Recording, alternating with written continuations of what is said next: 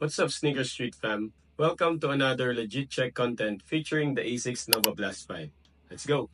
First natin i-check is yung branding sa tong. Meron siyang nakasulat na Nova Blast 5 at yung brand ng ASICS. Dapat malinis yung pagkaka-stitch and maganda yung placement. Kapag medyo off yung stitch niya, red flag na yan agad.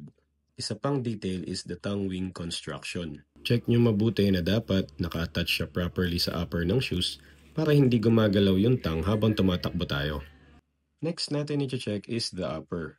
This is an engineered jacquard mesh and dapat kitang-kita natin yung detailed pattern ng weave which is designed for breathability and comfort. Iba to sa mga ordinaryong tela lang guys ha. Check naman natin yung midsoles. Smooth pero may konting texture dito sa may heel part. Dapat ganito din siya kalambot. Dahil yan sa FF Blast Max midsole, kaya mas softer ang landing at feel na feel nyo ang bounce niyan.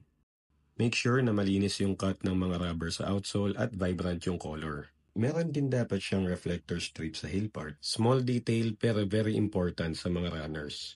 Kung gusto nyo ng legit na ASICS Nova Blast 5, available yan dito sa Sneaker Street for only 8,700 pesos. For fast checkout, please visit our website or send us a message in our social media channels.